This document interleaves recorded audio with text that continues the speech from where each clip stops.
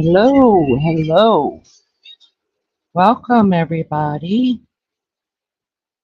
Listen, I had to put some jam on because I'm used to going live about 10:30 at nighttime, and so I usually try to get a nap really quick in before I go live, and I didn't get to do that because we're live a little bit earlier tonight. So I was like, well, I got to get myself pumped. So I got my coffee and my 2-liter Diet Coke. Got me some prints here. I'm gonna plug up my phone. It's about to die. Who's here? Amanda's here. Hey, Amanda, how are you? Good to see you, LJ. Good to see you, little girl. Hey, Jackpack. Good to see you. Melly Joe's here. Hope's Echo. Leaning in chat. We all have COVID here, so we might not chat much. Oh, I'm sorry to hear that. That's terrible. I hope y'all get to feeling soon better. Melly Joe says, Hope's Echo. I'm sorry to hear that. Rest up. Yes, lots of rest. Lots of rest.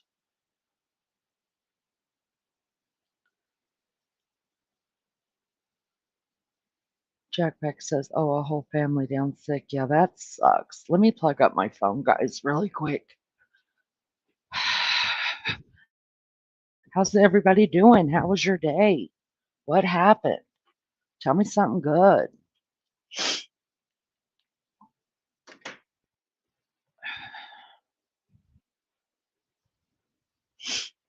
Anything good happen?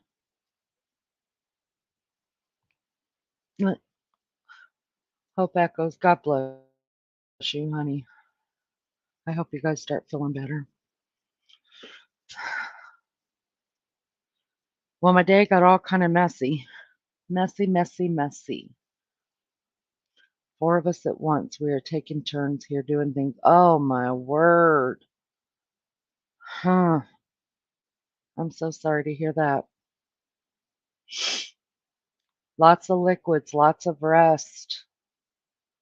I got outside in the sun and raked. You already raked leaves, Jackpack? Where you at, girl? What state or what country are you in? The sun was out today here in Indiana, but it's just cold. It's cold.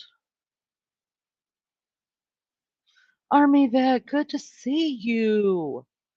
Stick around. Thanks for coming in. I think this is the first time you've been in my chat. Thanks for coming by. Thank you for your service.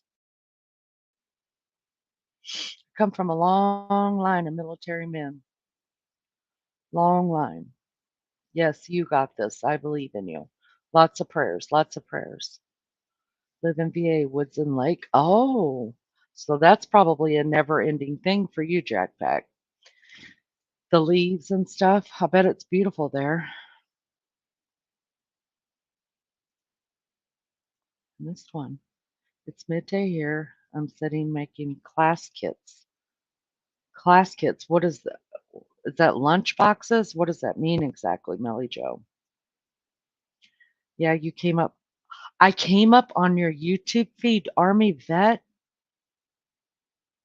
That means that somebody's knowing something about me? Oh my goodness. Well, I'm happy you're here. I hope you stick around. Wow, you guys, I came up on somebody's YouTube while scrolling. Tashi, welcome. I have dogs and ducks. Do the dogs chase the ducks? That's what I want to know. Because my dogs, whoo, well, at least they get their exercise. Go Army. Yeah, I come from a long line, you guys.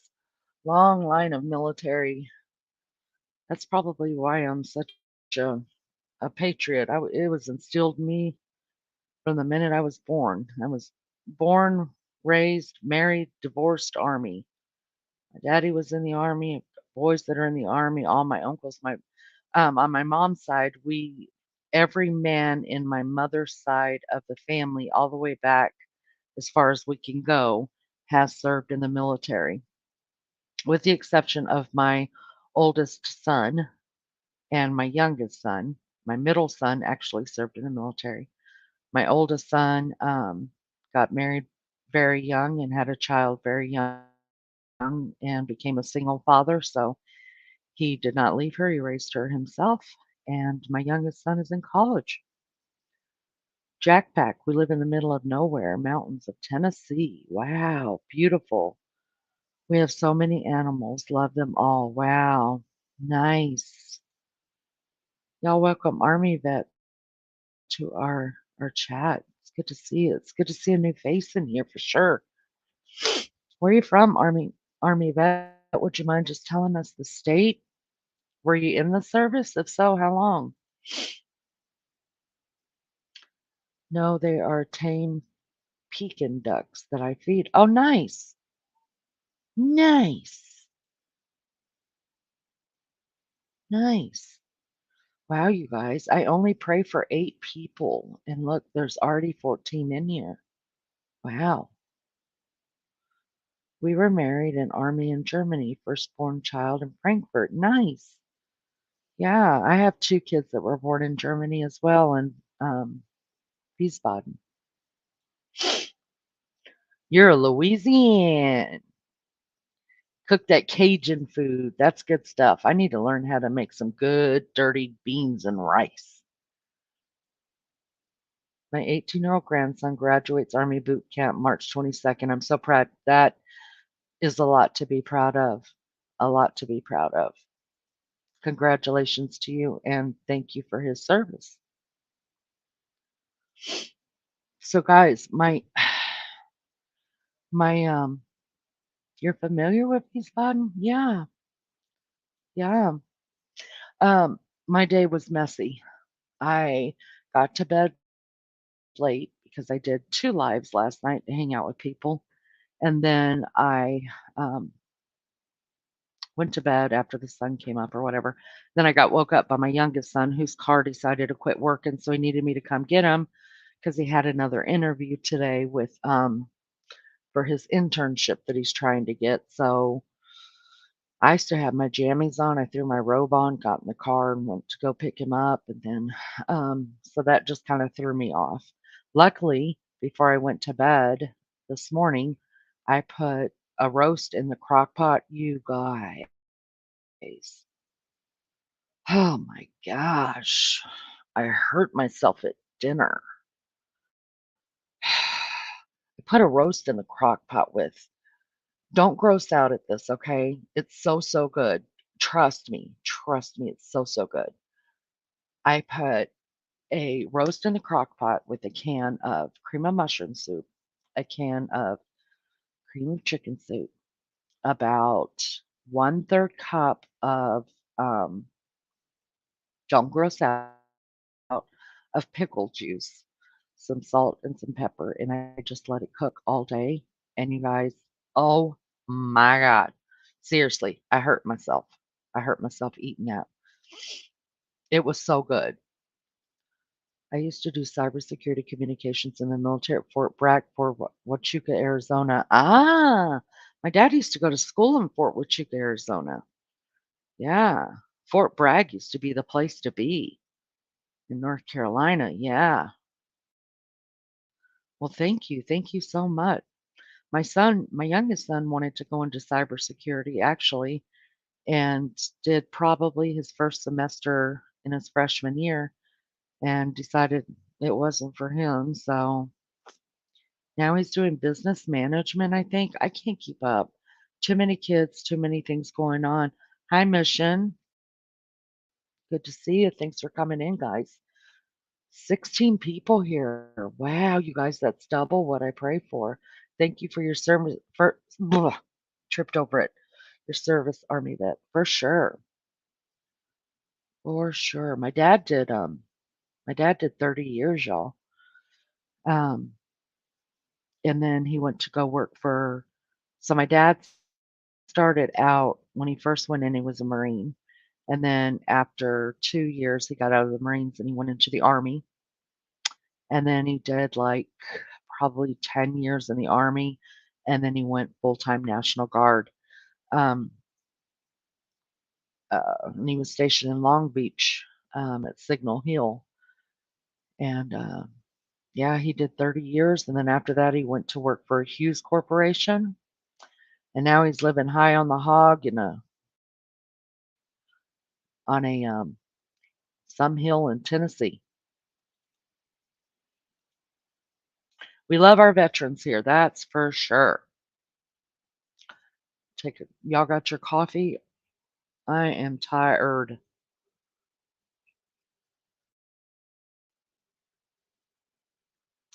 Yeah, my day got all kind of messed up. And then, I mean, but what can you do?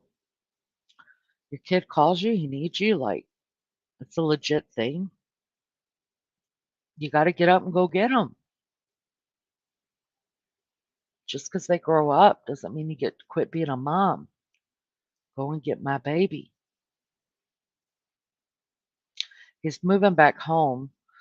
Okay, I always dread when my son moves back home from college during his breaks. So tomorrow's his last day and for spring break. And so I was like, "So you're coming home tomorrow?" He's like, "Yeah." And then he was like, "Oh, mom, I forgot to ask you." He's like, "Can some of my buddies come and stay the night um, tomorrow night as well?" Because him and a couple of his guy friends are instead of going to the beach for spring break, they're going to Canada. And I was like, "Yeah." I was like, "How many guys are you bringing so I'll know, like, how many pillows to lay out and stuff?" And he's like, "Only 6." I was, "Do what?" And then after I got over the shock inside my heart, my chest that was happening over all these guys coming to my house, I remembered I'm going to stay the night tomorrow night with my daughter at her house. So I was like, "You could bring all of your friends over here because my husband will be home with them." So when my husband came home from work, I had told him about it, and he remembered. He's like, "You're going to Lori's house, and you're leaving me here with all these boys." I was like, "Well, more power to you. It'll be all right." So they have to be out of their house, uh, out of their fraternity by 5:30 tomorrow afternoon. So they're all going to come over here, and then I guess they're all leaving to go up to Canada at about 7 o'clock on Saturday morning. So I like it when he comes home and he's got plans, like that he won't stick around the house because he's the kind of kid that always has to be busy, busy, busy, busy, always doing something. Um, he has to keep his mind moving, his body moving constantly, and if not, he gets pretty depressed. Army vet says most military families know the stress and the late night calls, so I give my love and respect to the wives and the families of soldier. Amen. My son-in-law is in the service as well. Mothers never quit the job because it's love. That is correct. Probably the one thing I'm semi okay at is being a mom.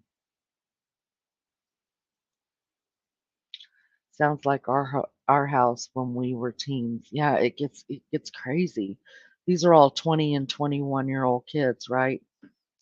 So, which I mean, I'm sure they're fine. I'm sure they're fine, but I was just actually very, very happy to realize that I wouldn't have to be here.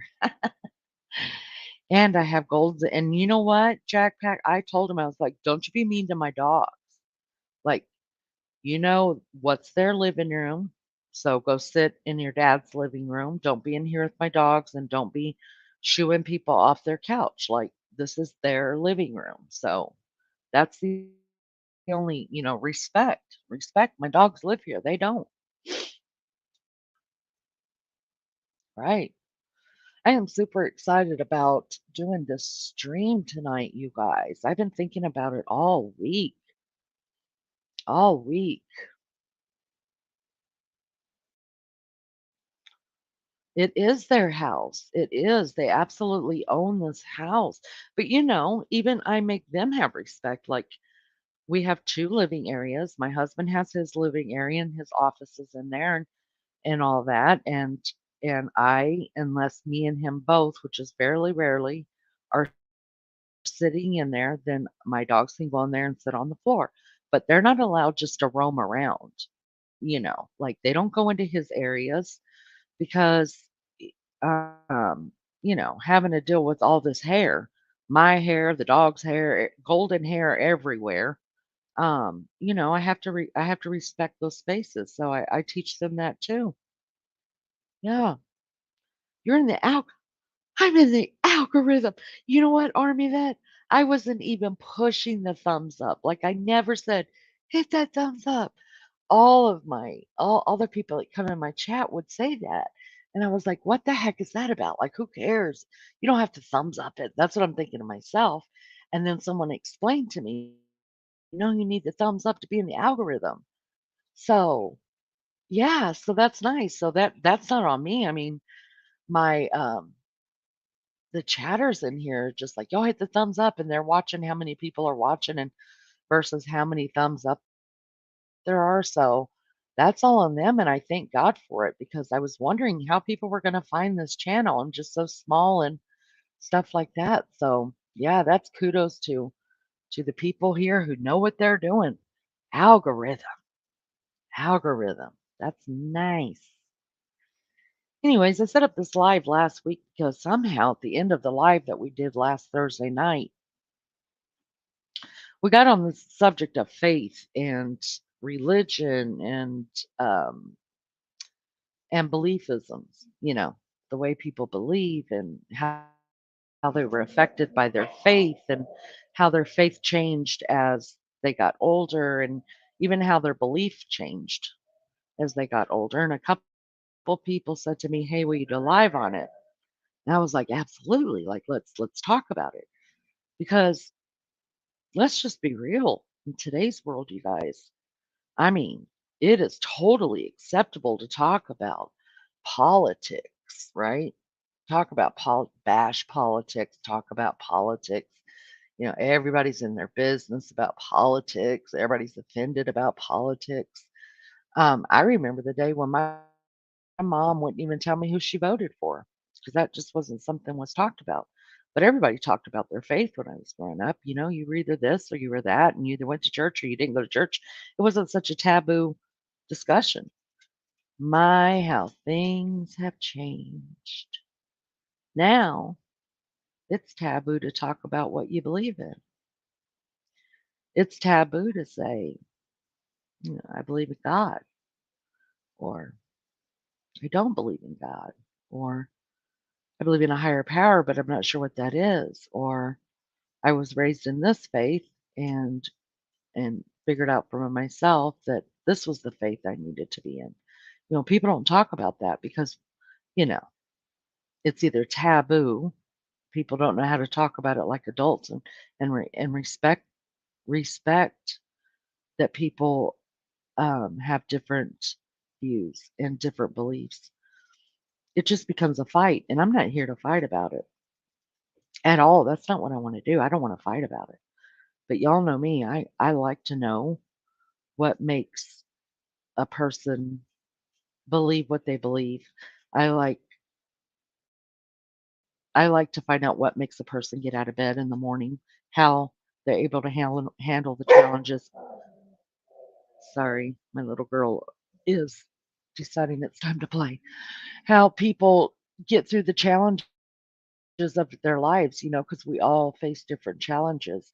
And whether it's just a strength that you believe that you've got within yourself that you were born with, or whether you believe in a higher power, or whether you believe that what is it that gets you through that, right? Because we all have it, right? And so that's what this is about. That's what this is about. It's an open. I just want to have an open dialogue of why you believe the way you believe. And did something change for you? Like me, I'm just going to give you a little bit of background. I was raised in church. My mom, my dad raised me in a Baptist church. And then when my parents decided to quit going to church, they would put me on a church bus with my siblings, and I would go to Sunday school in that church bus. Man, do I ever have some great memories of the church bus. I ride the church bus, go to Sunday school, come home. Then my mom, sometimes she would take me to Sunday night service. So it was always inbred in me, the love of God and my walk with Jesus and stuff. Then when I started having my own kids at a young age and things like that, I had all three of them, and they were 1, 2, and 3 when we came back to the States from Germany the first time. And I really wanted to start taking my children to church and give them a foundation. And in my belief, um, everybody comes to hard times in their life. You know, I don't know how long you stay in those hard times. It may just be for a minute, it may be for a whole season, it may be for your whole life. I don't know. But my belief, you got to believe in something to help you get through, whether it's believing in God or believing in another God. There are other gods that are out there. Did you guys know that your TV set can be a god? Did you know that your computer can be a god? Anything you spend the most time with can become a god. And that's why I believe that there's a scripture in the Bible that talks about to have no other gods before me, because he knew that there were other gods and that we could create other gods, right? So that's just my belief. So when my kids were younger, I came back to the States. I was like, it's time to take my kids to Sunday school and let them learn about Jesus. There's only so much I can teach, teach the songs and give them little, Bible stories and stuff like that. But I always wanted my kids to grow to have their own walk with God, right? I mean, I didn't baptize my children, but I dedicated my kids. I took them to the altar and I gave them back to God, and I made a promise to God that I would implant in their hearts what I knew, um, and what I believed, which as a parent is what I think I am called to do. And then from there, they could develop their own relationship with the Lord. And um, because, in my book, my kids aren't going to get to heaven because of my faith. You know, I wasn't going to get to heaven because of my mother's faith. My mother just planted a seed in my head and did what she made. She made a covenant with God about, that she would raise her kids in the church and give them the foundation. And then after that, it would be them to decide what they were going to do with it or if they were going to go another way. And that happens too, you know. So I started that journey with my kids, and prior to that, when we were in Germany, I had met some people of another faith, and they were Mormon. And uh, so I actually went to their Bible studies, you guys. Because I wanted to know.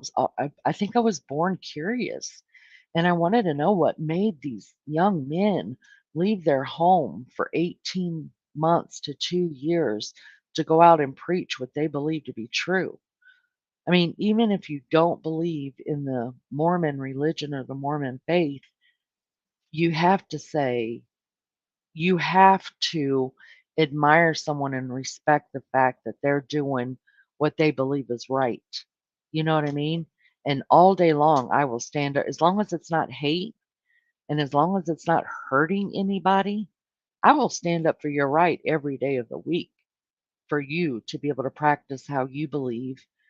And as l- it if you're happy and it's helping you, then I'll stand up for that all day long, for your right to do that, you know? But I admired these young men. I was like, even though I didn't believe how they believed, I wanted to learn why they believed that. And I learned some really valuable lessons like tolerance and like acceptance. Like we didn't have to believe in the same God. Um, we didn't have to believe that way, but my passion about it hopefully taught them something, and their passionate about it definitely taught me something about it. And I want to tell you something I did learn from the Mormon. I don't just take I don't believe that just the Mormons are going to heaven or only Catholics are going to heaven or only Pentecostals are going to heaven. I don't believe that in any way, shape, or form. You can stamp anything on your heart, anything. That doesn't mean it's going to get you there in my book. What I did take away from the Mormon religion that I hold dear to today, because I feel like things that I've learned out of every religion that I have tried to understand. And when I talk about the religion, I'm talking about their teachings and their people and their convictions. That's what I'm talking about. What I took away from them that made a situation in my life more bearable was this: that faith believes that when a mother gets pregnant, that the child growing inside her, now, if there's someone who's Mormon in here, you are welcome to correct me if I'm wrong, but this is my understanding of it. The child that's growing inside her from the minute of conception, it has a purpose, right? And that purpose for that child may be that it has to be born and live for 80 years before it completes whatever it was sent here to do. Some babies are just conceived, and unfortunately, the mother loses them.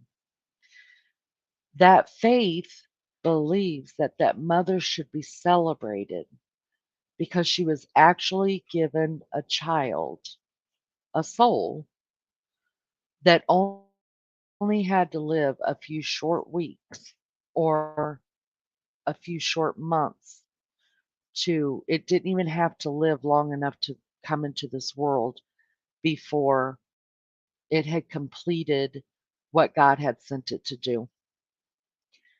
And I'll never and out of everything that I learned, that's the one thing for some reason that stuck with me. And I think the reason why that stuck with me and it resonated with me, and it's very possible in my book, the way that I believe, because I have known people that's close to me that only carried a child for a short time and that was never physically born.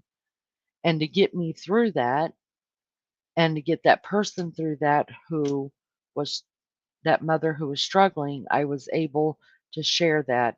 Did it take away her pain of losing her baby? No, death is hard. Whether it comes at 100 years old or if it comes before it's born, death is hard. But so for me, it makes me feel better knowing that I believe that we are all here for a time and a purpose. And once we've completed the purpose that we were sent for, that I go to heaven. Or, or if I choose not to believe, I go to hell. Now, there's the thing people don't want to talk about. There it is. I laid it out for you. I don't mind talking about it, you guys. I don't mind talking about anything. In my way of thinking, if I believe in heaven, then I have to believe in hell. Is God love? Yes, absolutely. Absolutely, I believe God's love. He deals with me. He's love. I may lose subscribers. I may I there may be people that are like never going back to hang out with Leanie again. She's a nut job, whatever. You guys, listen, I pray for 8 people every day. And the minute I see the number 8 up there, I'm going. Whoever decides to come in can come in. Even if you decide to leave after the 8 comes in and it goes down to 1, I'm still going to be here. So I don't want to be offensive to anybody because I don't believe faith and religion and God is about bending people. I just don't. But, and I don't believe that we have to fight about it. But I do think that we need to talk about it. I think it needs to be talked about. I don't think it has to be a taboo situation. Um, so backtrack a little bit, got my kids in church. I ended up honestly, um I went back to my roots, which was Baptist, right? But I prayed, you guys. I prayed. And I said, and I was serious with God. And I said, God, you know, I I cannot deal with the whole question in my mind. Like I was young, I was 19 years old, had these 3 babies that were dependent on me, and I knew I had made a commitment to God. And so I had no time to try to figure things out, right? So I prayed and I was like, God, when I walk in this church, let me know for sure, one way or the other, if I'm supposed to be there, because I don't have time, nor do I think I'm smart enough to figure this stuff out. So just let me know, and I'll keep going. And I'll keep going until I know that I have found the right one. So I was on a mission, right? I went into this church and I dropped my babies off to their Sunday school classes, and I went to go and walk into the sanctuary, and the 2 greeters had stopped me there, and they asked me my name, and they greeted me, really kind people. And they said, "Honey, they saw me walking with my children. They said, "Is your husband here with you today?" And I said, "No." And they said, "Well, are you married?" And I said, "Yes." And they said, this is honest to God, what was said to me, y'all. Well, we don't have a Sunday school class because everybody wasn't in the sanctuary yet. Everybody was off in Sunday school classes. We don't have a Sunday school class for women who are married who um, don't have their husbands with them. Y'all, I was just like, what? Like what? What? What am I supposed to do now? Do you want to know where they took me to for Sunday school? Truth. They took me over to the class for widowed people who were widowers and widows. They put me in a school class to learn how to live without a husband or a wife. And I sat there. I wasn't going to be rude, I was going to be respectful. And I sat right there and I just listened and I people watched and do what I do. But I knew, that was just it. God gave me exactly what I had prayed for. I knew right then, you don't have a Sunday school class for me to learn how to deal with a husband, but you're going to put me in a Sunday school class for me to deal without having a husband. Like, this is wrong. Gotta go. So I finished it up. And then in a lot of Baptist churches, you go like to Sunday school. And then after Sunday school's over, then everybody gathers in the sanctuary and you have church together. I grabbed my children after Sunday school was over, and I was out of there quicker than I was in there, and the reason is because I knew at that moment God had told me, "This is not it." Alright, check that one off my list, right? So, I had already studied Mormonism, and please, you guys, don't get this twisted. Do not get this twisted. I am not saying that because I didn't follow the Mormon teachings or the Catholic teachings or the New Age teachings or the this. I'm giving you my testimony, right? My testimony is not your testimony. And I'm not saying the Catholic Church is wrong. I'm not saying the Mormon Church is wrong. I'm not saying the Protestant, I'm not saying nothing. That's not for me to say. It's not for me to say. I'm telling you what God dealt with my heart about, mine, just opening a door here. That's it.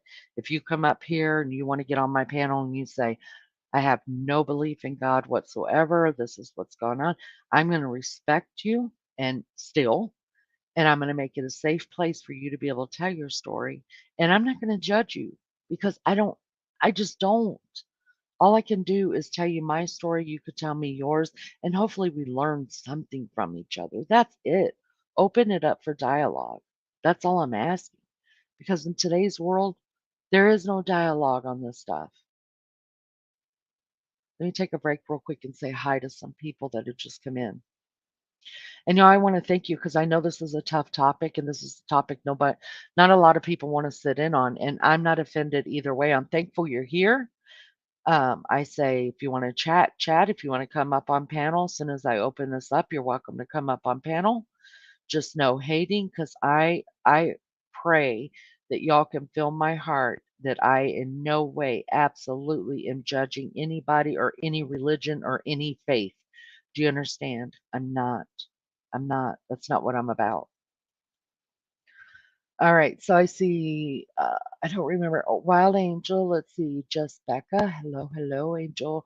Rose. Team Rose is here. Richie. Welcome. Welcome.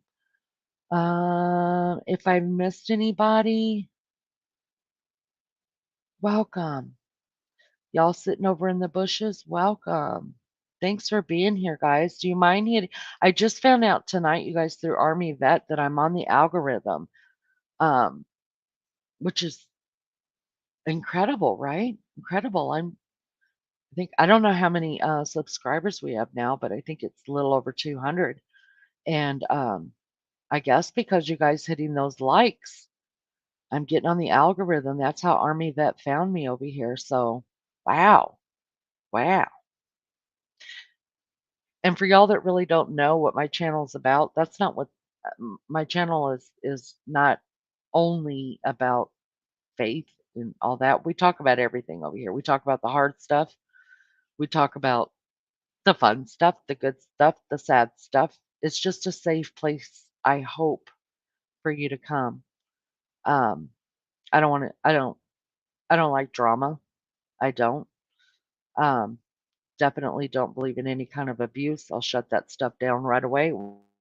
Won't happen here, won't happen because you guys are important to me. And we can get that anywhere, right? We can go talk crap about somebody else over in another channel. I don't want to do that here. Now, if somebody's bothering you or whatever, something happened in someone's chat or whatever, and your friends are here and you're just like, like I'll give you time to work that out. We have kumbaya moments with Leanie here. I don't mind those at all. Um, so that's not what only this channel is about, but we're about a lot of things here. We're number one about freedom of speech here without the hate. Lulu, hey, hey, hey. All right. So because I had already done the Catholic thing, and I knew that that was not for me. Um, Mormon thing was not for me. Um, where I was raised was not for me. Not where I shouldn't say not for me. What I should say is that is not the place God wanted me at that time of my life because we change. We're ever evolving. We're ever growing. So I shouldn't say it that way. I should say at that point is not where I was supposed to be in my walk with God. So I ended up in a Pentecostal church. Y'all, y'all know. You've heard the stories. Now, this Pentecostal church that I went into, was not one of those that you've heard of that are throwing snakes around and, uh, you know, all the crazy ritualistic stuff. It wasn't about that. It was a lot like, yeah, a Southern Baptist church. If you know anything about a Southern Baptist church, it was very much about laying hands on people, the sick, and uh, lifting your hands in prayer and in praise, and um, and literally hugging someone while they're praying for you. Um,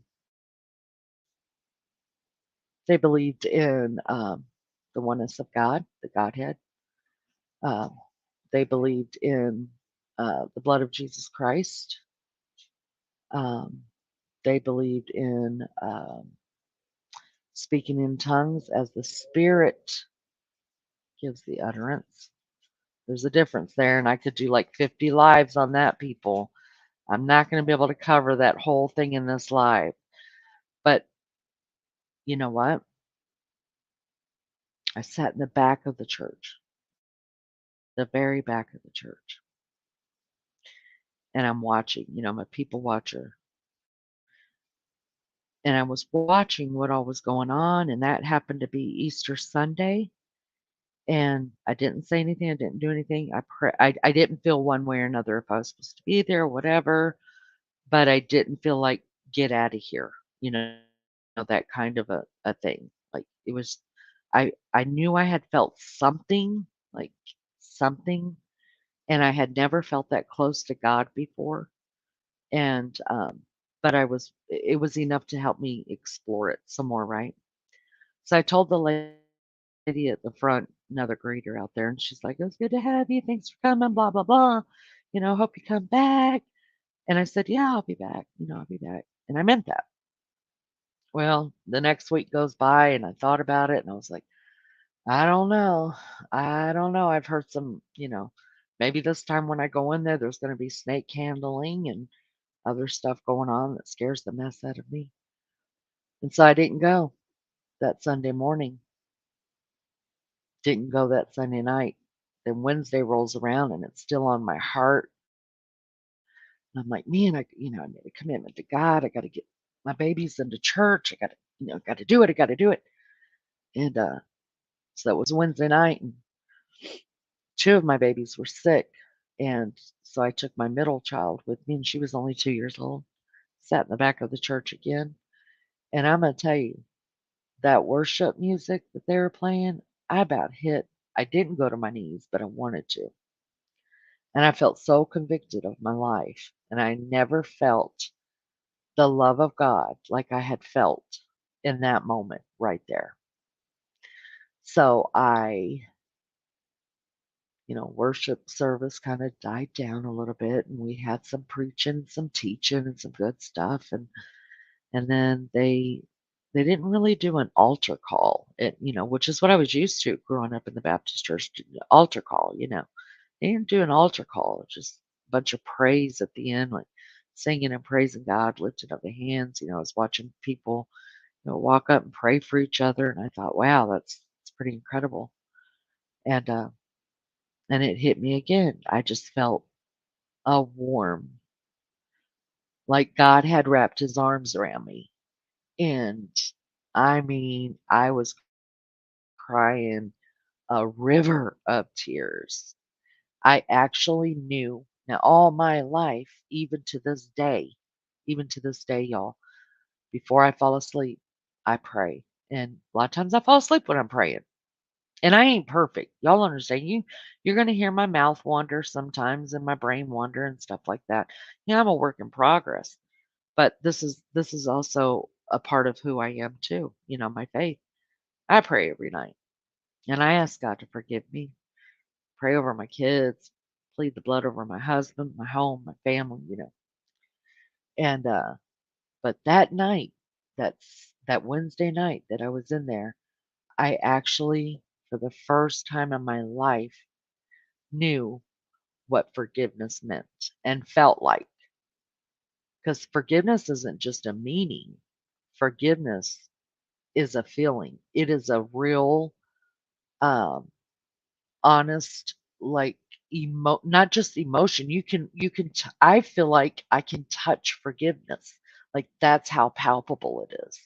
And that's what I felt. I knew what the meaning of forgiveness was because for the first time in my life, when I prayed and asked God to forgive me, I felt like I had really honestly been forgiven. Like, I'm sure I was forgiven before, you know what I mean? But I felt, I don't know, maybe it was the whole brokenness of it, like, just surrender, like, "This is it. I know this is where I'm supposed to be. This is where I'm gonna raise my babies.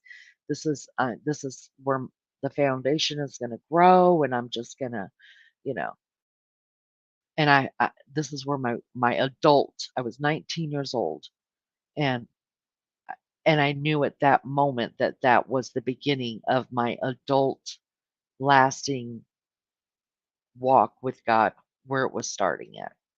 That right there is where I became the age of accountability. I believe that. So I left that church, and I walked outside, and it was still kind of like, this was Savannah, Georgia, and it was kind of still light outside when we got out. And I remember looking around at the trees, and y'all may think I'm just a nut job or whatever. I'm cool with that. You know, I'm just telling you what really happened with me. I walked out and I looked around, and the trees, you guys, looked greener. The sky looked bluer. The smell of the air, I could smell stuff in the air. And that became a that became my journey of this long, long walk that I've had with Christ. Now, am I still affiliated with the Pentecostal church today? No, I am not. Because, like I said, we are always evolving, right? I feel like God takes us from one place to another, um, at different parts of our lives, in different parts of our lives, in different walks, um, that we're walking, um, to be exactly where we're supposed to be. If I had stayed in the church that I was in, I would have never grown in my faith as to where I'm in right now. I would have stayed stagnant there. Um, so my faith and my understanding of the word and my understanding of my walk with God, um, has grown and become different. Therefore, I've become different. I couldn't stay where I was at. So today, do I believe all of the teachings of the Pentecostal church? No. Now, where it falls at is in the holiness part of it. The no makeup, don't cut my hair, wear skirts, don't, uh, things like that. You get it. You get what I'm saying. Um, do I believe that that's going to keep me out of heaven now? In my heart of hearts, I don't think so. But there comes a time that even in the church, and I'm not talking about Pentecostal as a whole, understand me. I'm talking about in the teachings I was sitting under. To me, it became very cult like, very cult like. They didn't want you to have any real communication with anybody that was not a member of that church. None of my family was a member of the church. It was okay to have dinner with my family or, but don't spend so much time with my family because I just might be tainted or they might be able to, sway me out of the church. So it was not good for people that were in the church to hang out with people, uh, for a longer period of time than just a quick dinner or something like that. Quick family affair, something like that. But just to get together for like cards or game night or something, that wasn't good because then you could be influenced, right? So there was that. And then I actually started realizing something about myself in that church. And this didn't have anything to do with the church. This had to do with me, you guys. I'm being real with you. God started dealing with my heart about this whole holiness thing and stuff like that, right? Like, I looked the part. I had the hair I down on my butt. I didn't wear any makeup, no jewelry, and if that's the way you are, if that is your conviction, I'm all for it because we're all convicted differently. And I talked about this before. We're all convicted differently because if we all had the same convictions, part of us are going to fail because I have strengths that you don't have. You have strengths that I don't have. So God's going to convict me of things he's not going to convict you of because I can't handle it. What you're able to handle, if that makes sense, right? So God started dealing with me about the whole holiness thing. And for me, I realized what I had turned into, you guys, was I had to have the best dresses. I had to have the best hairstyle. I had to have the best shoes. I had to uh, walk a certain way, look a certain way, had to be up on the platform because I sang in church. And so, you uh, so it became about a fashion show for me. And I didn't even know it. I had fallen into that. Even my purse had to, top of the line purse had to match. Even the perfume, down to the perfume, you guys, you know. And God started dealing with me about it. That on the outside I looked the part, right? I looked exactly what I believed. But on the inside I was crap. I had turned my belief into a fashion show. I was no different than a Jezebel, even though I looked nothing like her. I was no different than an unbeliever, even though I looked and acted, so I thought, nothing like them. And so God dealt with me about holiness. And you could be the most beautiful person on the outside. You could have it, you know, whatever you consider to be beauty, you could be that. But God looks upon the heart. You could have the ugliest, dirtiest, most vile, disgusting heart and yet look like the most holy, beautiful person on the outside. Sorry, I think my dogs are starting to feel a little bit of Jesus in here. Woo! Just kidding. But you get what I'm saying. That's what happened. I became this really ugly person on the inside. So it changed for me, right? So I realized I was not convicted anymore of wearing mascara. I wasn't convicted anymore of cutting my hair. I wasn't convicted anymore of wearing jeans or anything like that. I was convicted over what I carried within my heart and how I treated people and what I thought about people and jealousy and hate. And that's what I became convicted of. That's still what God works on with me today. You know, not so much what I have going on the outside. Like none of you people. You know what? I actually told my husband, I said, I think I'm going to cam up tonight. And he said, really? And I said, yeah. And because I've thought about it all day and I thought I'm going to be transparent with these people. But then I thought, wait a second. No, because during this time, during this life, I don't think it's right for me to cam up only because then I'm doing the same thing I was doing in that church, right? You're not hearing what I'm having to say.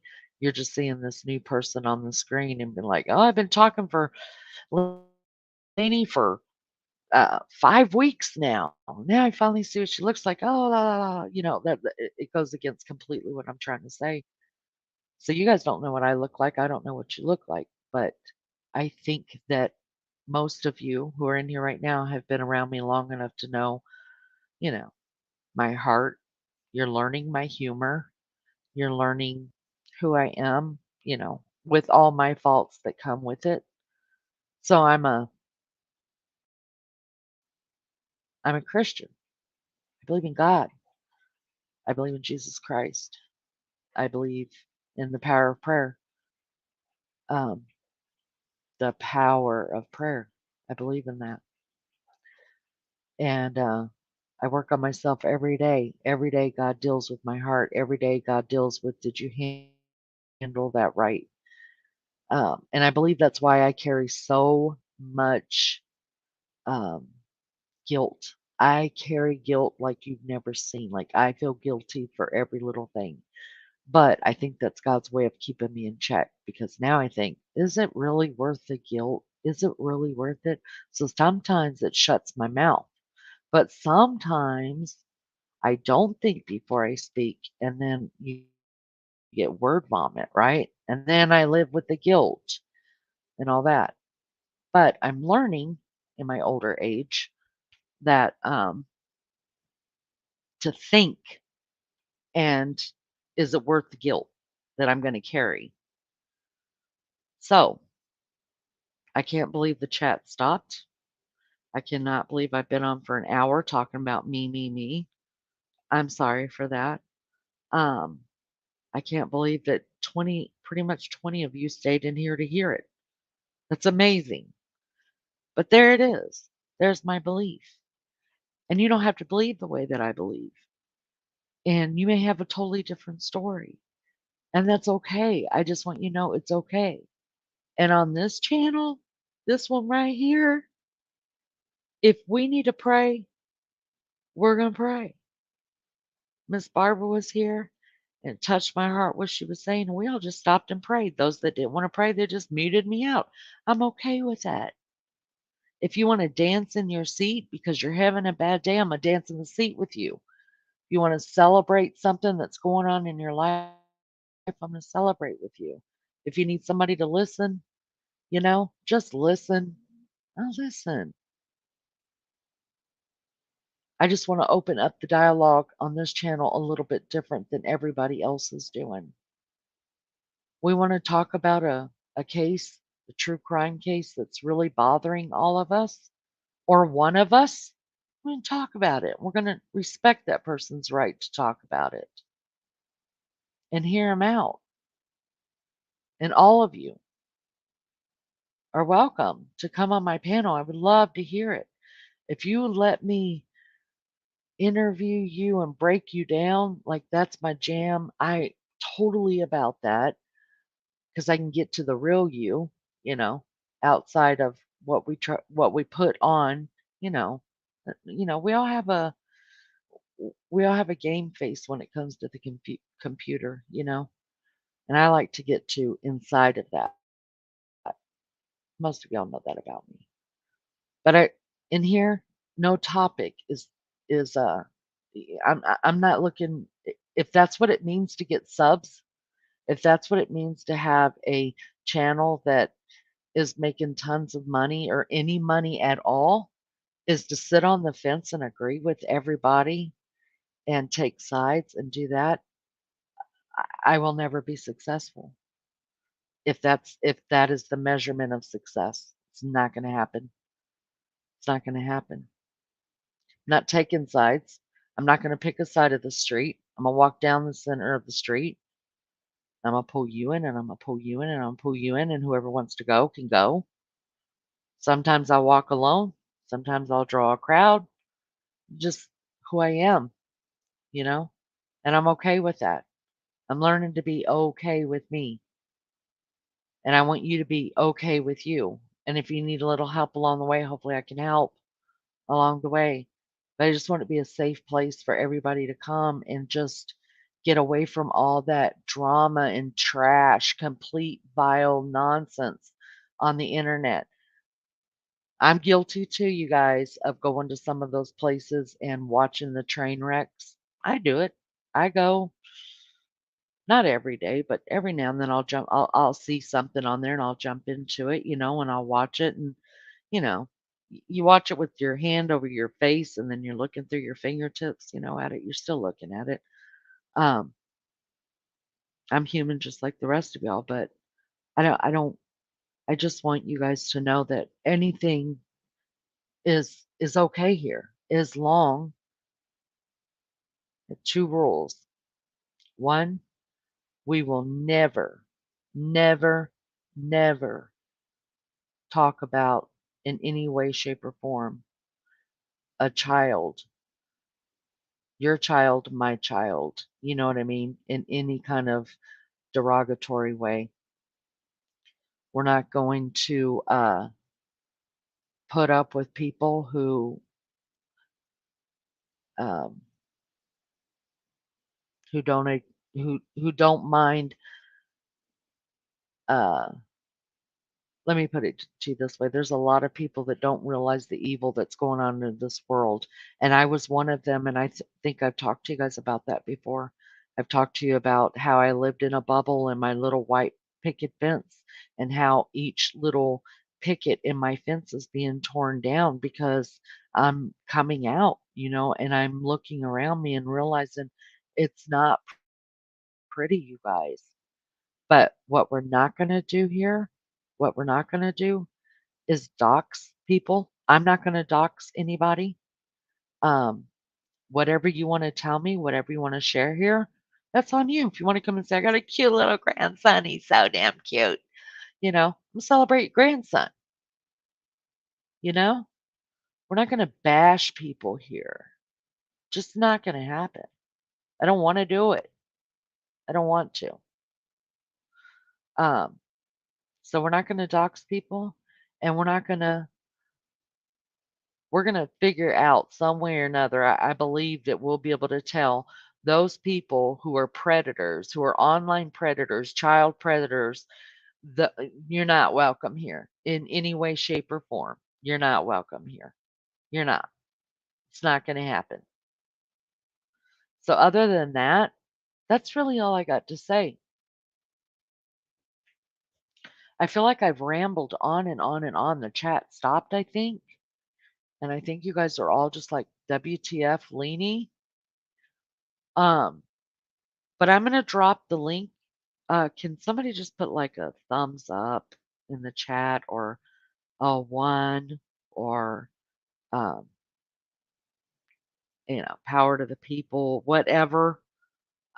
So I know you guys are still here. 'Cause I mean, seriously, this whole thing just stopped. Chat stopped and everything.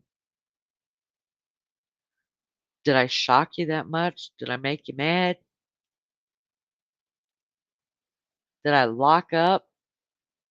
Somebody just let me know you're here. Oh, there's some people. Good Lord. Oh my god, you guys, you know what I did again? Y'all, I'm such a dummy when it comes to this. I had you guys locked way up here. So look, way up here. Hold on, let me tell you how far up. It looked like everything locked up. I'm going to tell you where. Exactly where I've got this on the screen where Army Vet says you're in the algorithm now. I thought everybody stopped talking right then. Can you believe that? Now, Now, okay, so that line, oh my goodness, I'm such a dummy. Okay, I'm sorry. I did not see all this chat. Wow. Wow, guys, thank you. So whoever was here or wasn't here, thank you guys for coming in. I hope I didn't bore you too much. That's just wanted to talk about that. If anybody wants to add to it or talk about it, then I'm a half hour behind, Tasha. Are you kidding me?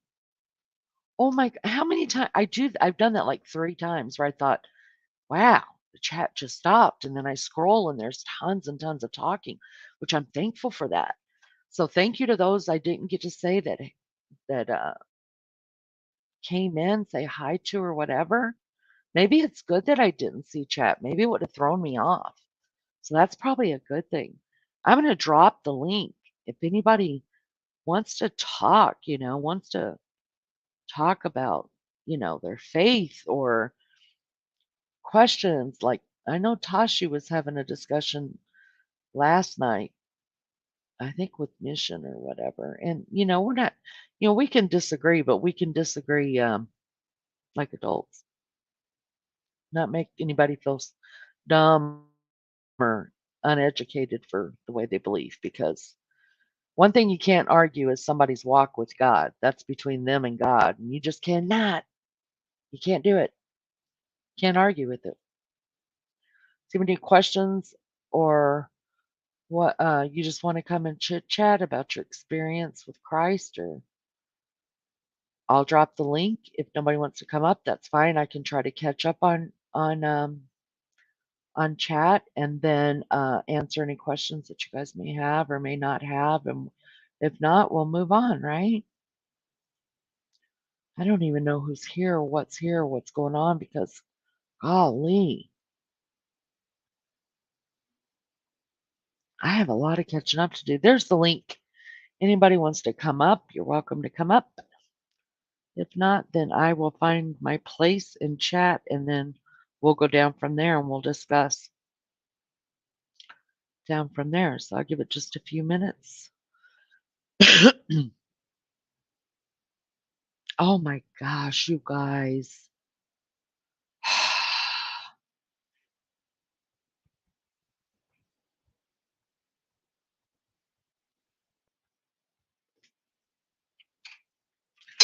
That just goes to show you how really, like, I don't know computers.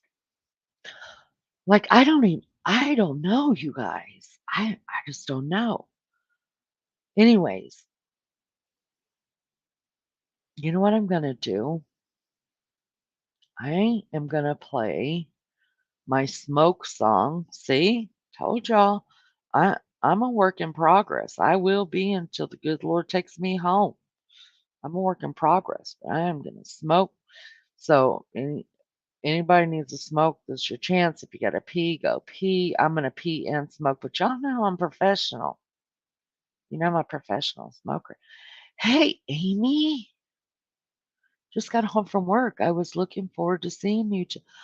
Gosh, that's so nice. Thank you, Amy. Thank you for that. I was looking forward to being here with you guys. Goodness gracious. Never did I thought, never, ever, ever did I think that I would make this many friends, and some people are like, you can't have friends on the internet. Well, you can too. I found my husband 20 years ago on the internet. You can. We already had a live about that. But never did I think that people would actually want to hear what I had to say or be involved in something that I am passionate about and actually want to hang out. What up? All right, I got this really cool song. You guys might have heard it. Don't judge me by my music either, guys, all right? I like different types of music. But I found this song and I was like, that's my perfect smoking song. Because last night I went to go and smoke and I forget who it was, came in and said, why am I silented? And it's because I was out smoking. So I was like, well, I'm going to get the song. So if you decide to come up, the link is dropped. If not, when I get back, then I'm going to try to, we're going to do a little bit of chat, uh, the chat box chatting. I'll find the place where we're all at and then um, go down and answer questions and just discuss a little bit that way. Uh,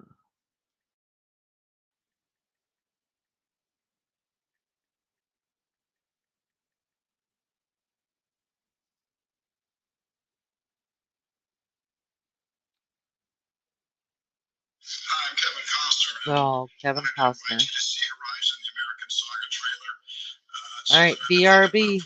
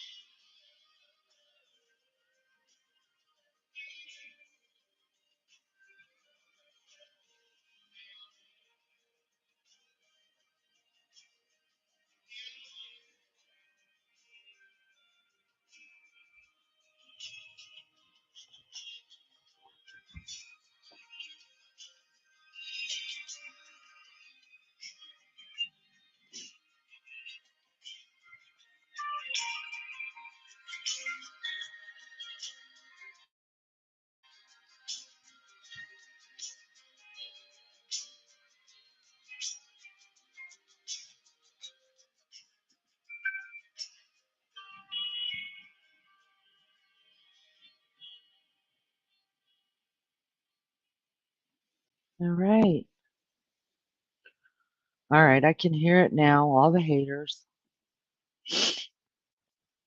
Laney, you're a Christian. He's talking, singing a song about smoking and drinking. Listen, God knows me. I ain't perfect, just forgiven. And that's no excuse.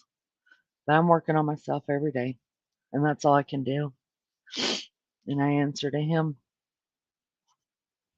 Do I sin? I'm always going to sin. Always. All right. So, the, gosh, you guys, thank you so much for being here. I just can't, man, I just feel loved. It's nice to feel loved. I'm so humbled. For real, I really am. All right. The link is in the chat. I am going, if you guys haven't subscribed, please subscribe. Please, please, please. And hit that likes, thumbs up thing because Army Vet said I'm in the algorithm. All right. I have found my place where I left off. You guys forgive me, but I'm going to go through chat a little bit and answer some questions, do some things there, and hopefully get caught up here pretty quick. And we'll move along. Hope's Echo says, "Oh, the hair. I've been brushing my fur kids all week. It helps a little." I actually have a brush and a furminator right here on my desk with me. And when I'm listening to other people and stuff like that, I'm constantly brushing my dogs. I almost think it's an unhealthy obsession I have now. Gosh, it's so hot up there. John Lennon, no religion too. I believe in spirit.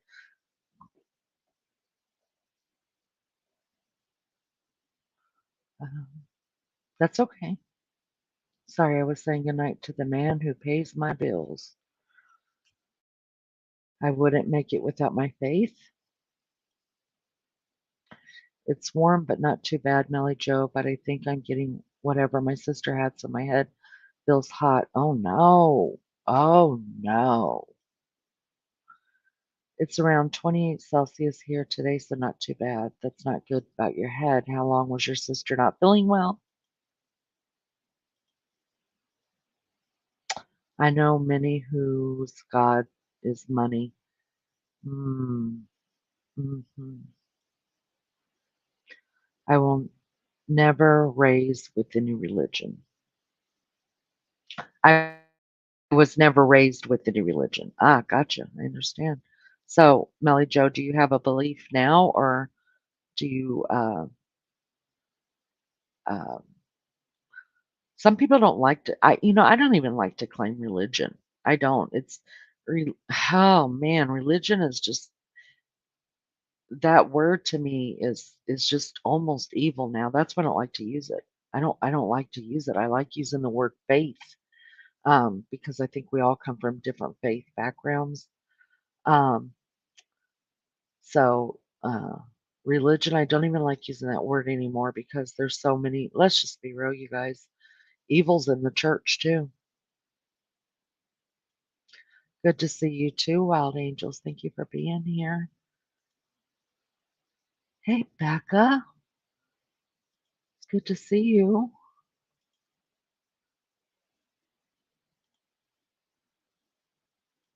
Rose. I don't know if Rose is still here. Hey, Rose. Good to see you. Thanks for coming in. Richie. Lenny, I hope you're well tonight. I am. I am. I am. Thank you. Thank you for asking. Becca, there you are, chatted with Becky. Becca, she thought you was sleeping. I believe like you too. I never attack unbelievers. I believe showing love and compassion is the way, says Hope's Echo. Catch more flies with honey, for sure. I was Sherry. I woke up to join and the call ended.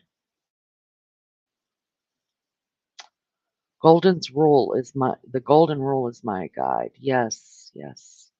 In many different ways, like golden, golden, golden. Yeah. Mhm. That's what I told Vicky. She will hang up and Becca will call her, get out of here. Mila Jo, you're so lucky we're having a screecher today at 36 and rising.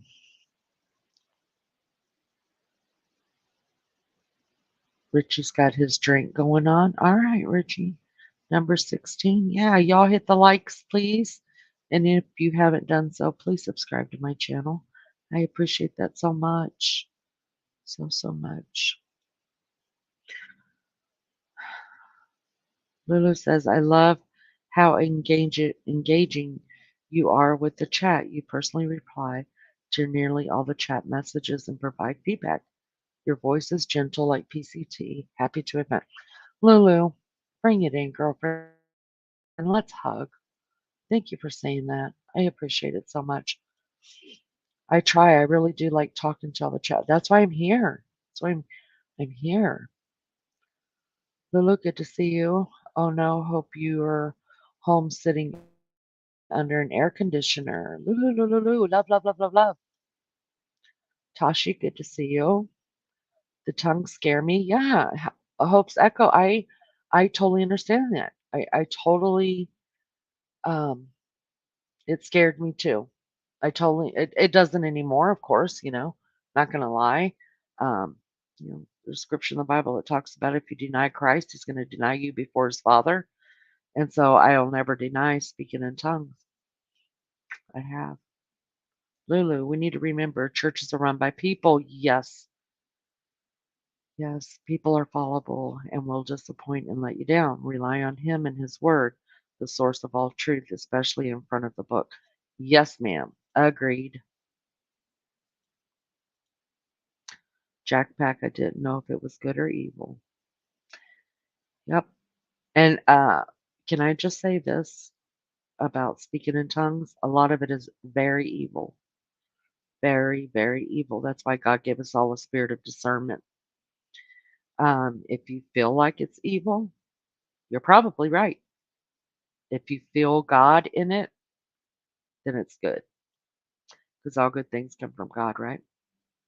I was part of the Pentecostal church for a long time when younger people were helpful, friendly, and gracious. Love it. Good day. Good day. Good day, Tashi. Hope you're keeping cool. Politics and formal religion is a turnoff for me. Just saying. I understand that. I understand that. Jack Pack, we think the same on a lot. That's good. Finding people we connect with. That's what it's all about. I prayed a lot for us and others all the time, and we had prayer groups in chains. Yes, yes, I still believe in those. Lulu says, at Jackpack, me too. I'm a believer, but also reject organized religion. That's exactly what I'm talking about. Yes. It isn't how or what Yeshua and the disciples did or taught. Correct. I am blessed with spiritual guardians. I feel protected. That is awesome. It's only 29 here, Lulu. It's nice. At Tashi, I have 3 air conditioners on. Holy Hannah. I'm so glad I don't work on Fridays as air conditioner's broken. Wow. Sorry to hear that. I have felt at peace and joy that you can never explain. Wow. That's a good thing to be able to say, right? That's powerful. Hope's echo, you must be an empath. We sense so much it can be overwhelming sometimes. Blessings and also be a curse. Blessing, yeah.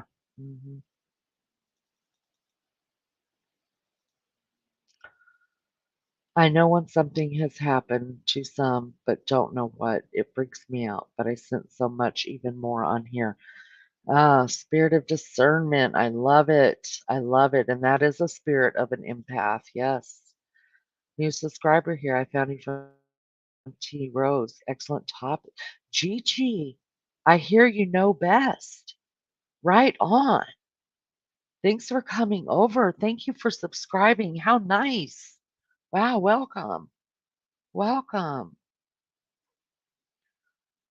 This is about the only place I chat. It's so friendly. Oh, thank you. Gosh, you guys. Being a tuning fork for vibes, oneness with the universe. I get that. I get that. 100% animals too. Animals are my jam. I feel that. I feel it. Like more than most people. Unfortunately, isn't that the way the world is going? That you know why? Do you guys know why it's so much easier to connect with an animal? Because they're non-judgmental. They just want to be loved and they give unconditional love back. That's why. And people have forgotten that. They forgot how to give unconditional love. Animals are less beasts than many humans. True. Gosh, Gigi, welcome. Thank you for coming. Good night. No one knows what I look like. Rich, yes, I do. I've seen you. You're a little cutie pie, and you know it. I'm a Christian too. Say it loud, say it proud. To drinking Christians. Richie, hey, listen, no judgment, buddy. That's between you and your God. Hey, Deets, how are you? Deets, I just have to say, I love your profile picture. It reminds me of Hansel and Gretel. I also want a dog to name Gretel. My next, if I ever get another female dog, I think her name is going to be Gretel.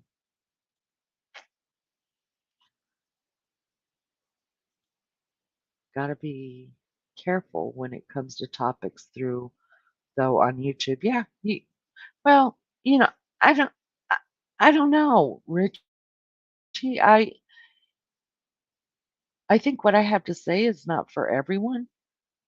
Just like I've gone to other channels too, and I didn't feel the vibe from it, like it wasn't for me. But I think you should be able to talk about what you want to. You just find the community that you fit into. I think that's, I mean, just because you're friends with the neighbor next door doesn't mean that I'm going to be friends with them. So do we necessarily have to be careful what we talk about other than terms of service? But do we really have to be careful of it? Um, I don't know. I don't think so. It's the age old question. Can we all just get along? No, I wish. I wish. Unfortunate. If we all just got along, there would only be one channel, and it probably wouldn't be mine. Celebrate joy because life is short too. Oh gosh, man, that's the truth. I have to replay from the beginning. I just dropped in. Well, thanks, Deets, for coming, and thank you for listening again. I appreciate that. Hey, I appreciate all those that send me messages and that listen to the replay because you don't have to do that. Like, that's so special to me that somebody takes the time to go back and replay. Even if you only replay part of it, like it's just the most awesome thing. And I'm really humbled, you guys. Seriously. I'm serious about that. Way to go, Lean. Way to go, Leanie. I don't know what I did, but way to go. Half hour behind. I'm catching up. Good to see everybody. Yes, yes. Mama Shell. Mama Shell, good to see you. Thanks for stopping by. Not me, Lulu, I think. All right, I'm catching up. Catching up. Everybody's saying hi to people coming in. Elaine, you just got home work. Good to see you. Yes, yes, yes. Amy, I'm so glad you're here. It was a God thing. We needed to hear your story. Oh, that's so kind. Thank you so much. Thank you so much. I'd love to hear your guys' story. If you want to share, come share. If not, we'll move on to something else. Yes, I'm super excited about your channel. I need this. I need some YouTube sister in Christ. Girl, I'm your girl. You hit me up. You hit me up. Listen, I'm not hard to find, guys. Um, I have a Facebook channel. It's According to Leanie. Easy to find me there. My email is accordingtoleanie@gmail.com. Everything's according to Leanie. Just find me. I'm just now figuring out that a lot of people use um, um, when they go back and look at the replay or they check the subscriptions or what do you call it? What do you check on those? God, I get so tongue tied. Hold on, I'm looking it up. Um, when you hit that little bell on the top because something like people leave messages there. I'm just now figuring that out that a lot of people communicate through YouTube like that too. Yeah, hit me up. Let's talk. Let's talk. I met my partner 22 years ago on the internet too. Right on, Melly Joe. Right on. Leaning as it grow, you won't be able to engage as you do with all the chatters. You know, I've thought about that too, Jack Pack. But I'm gonna do what I can. I'm always gonna do what I can. And I will always go back and look at um I don't care if there's 100 people that are chatting. I will always go back and look at the comments just because there might be something that really needs to be talked about or um addressed or a question you may have that you really want to know. You know, I do promise to do that. I met my husband 15 years ago on Match. Congratulations. It's pretty cool how the internet connects us all when you think about it. For real, that's the truth. I mean, who knew it's going to have me some Aussie friends, some awesome Aussies. I enjoy listening. Love you. Love you too, baby girl. I will see you tomorrow. Have my dinner ready. Thank you. Blaze it up. Richie, you probably don't like any of my music. I'm a fossil. There was no internet when I met my husband. I met mine on AOL in a married chat room. I wasn't looking for anything. I was married. He was married. Things happen. Bada bing, bada bang. Here we are. I beat y'all. I met my husband at a bar. I was 19. Yep, he was 27. Aw, how long ago was that? How long? Special international friends. Yes. My husband asked me that last night too. He's like, "So when you're on the internet in the middle of the night, are you talking to people overseas?" I was like, "Yeah, I've met all kind of Aussies and some um, English people." And because if you guys haven't watched Kirsten and York, two Germans living in England, they're on YouTube. You guys, I love love them so much. I sent her a message. They're also on Instagram, but I'm not an Instagram kind of girl. But that's the way that you could contact them is their Instagram. And I told them that, Leanie from the States, Indiana, and that I just want to thank them for their content. And I watch every week, every Tuesday, they have another video that they put out. And I thank them for that. And I told them, because I speak from the heart. And I said, "You're my best friends and I love you so much." Guess what? I never heard anything back, but I think I probably freaked them out. But it's true. I feel like they're like part of my best friends. That my kids will tell you, my husband will tell you that Kirsten and York, I tell everybody they're my best friends. And they don't even know me. And they probably are just like, "That girl's crazy. Stay away from her." I'm an old artsy fartsy in this group, I'll bet. Well, Miss Jack Pack, you should come up and tell us about that. You should come up and talk to us about that so we could get to know you better.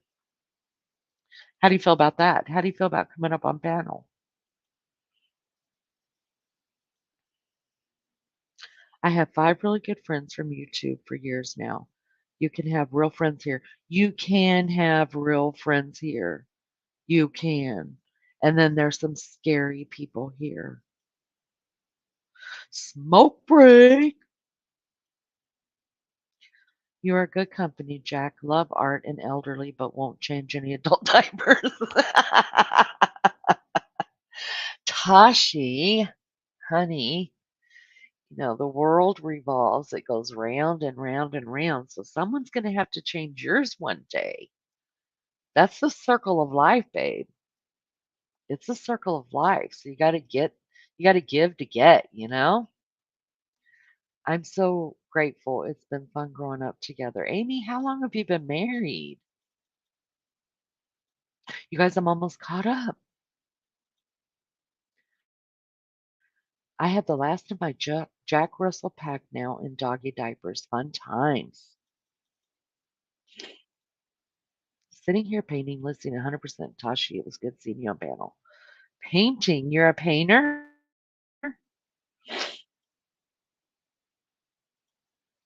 Definitely hope. Hope's echo. It's all about mutual respect and giving what you take out of the friendship I've learned. I'm lucky to have found my tribe. Woo! Homegirl's got a tribe. I'll carry the flag, Tashi. Me too. It hasn't been easy. Y'all know how it is. Yep. Ups and downs. That's love. Hub says no more pets once this guy passes over the Rainbow Bridge, so I'm hanging on. Well, a lot of people say that and then they get lonely, and then that's how we end up getting another one and another one. Oh, I lost my Queensland healer 2 years ago. I still miss him. Oh gosh, I'm so sorry about that. Intermission. Amy, marriage takes work for sure. Yeah. It's so funny how you can be in a marriage really is a love-hate relationship. Marriage really is a love-hate relationship, you guys. It is. You go through different seasons of it, right? And those I feel like who get past the part of hating each other probably have the most beautiful love stories to tell. Gosh, you guys, that reminds me, I so want to interview someone who has a love that got away. That one person who you look back on now and think, that's the one that got away. Like, I wonder what life would be like if I had just taken the chance or whatever. That's never happened to me, and I really want to hear someone talk about that. Becca, I only went up to flirt with Dave.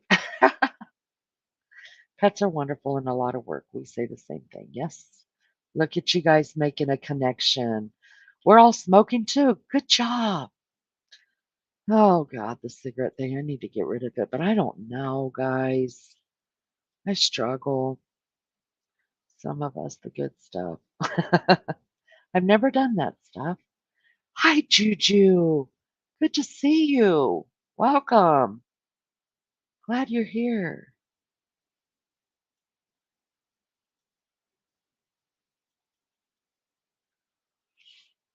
My husband calls himself a Christ follower. Okay. Rosie is team no sleep. Yeah. Yeah. New subscriber here from T Rose. Thanks for your testimony. Enjoyed it. Very fishing. Gigi, you're welcome. I hope you'll stick around sometime. Come back and see us. I don't know if you've already left, but thank you for coming in. I'm grateful I never took up smoking. Oh man, I wish I never had either. One of my kids took up that habit. Yeah. All my kids, well, except for one, all of my kids smoked and all of them have quit. My husband has never smoked, but thank God my husband does not judge me either. But like I told you guys last night, um, I'm a conscientious smoker. So, like, I don't smoke in the house. I don't smoke in his vehicle. Um, Even if he's driving my vehicle and I'm in it with him, I won't smoke in it. I'm very conscientious about those that don't smoke. I try to be. I'm more spiritual, if anything. I believe in the power of the universe and the power of the mind.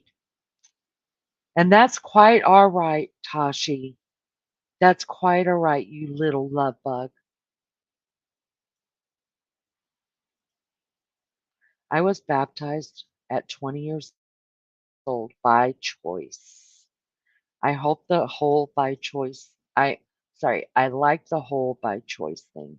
You know, I do believe in that.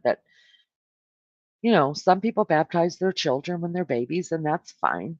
But I think once you become a certain age, which is different for everybody, like I said, I feel like my age of accountability for um, my own soul, was the age of 19. And so, yes, I, I was baptized in the church when I was like 10 years old. Um, and but then whenever when I was 19 and I started my walk with Christ, I got baptized again because I understood the meaning more. You know what I mean? And I was making a commitment to God. So where's everyone tapping from? I'm from SoCal. No kidding. Richie, we would have never known if you hadn't have said that. I am in Indiana. Tattooed Rebel. Much love and respect to you, hon.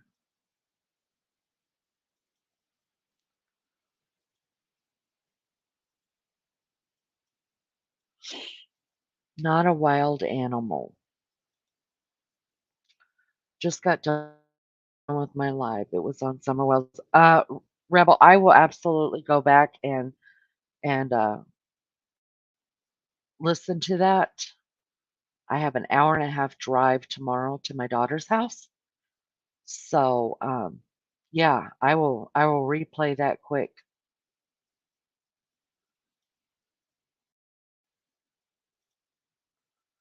Rich, if Jesus turned water to wine, he did it for us.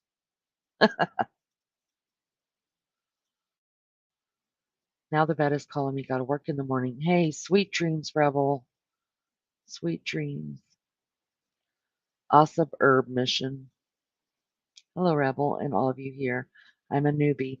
Well, Jackpack, I hope you stick around because I kind of dig you.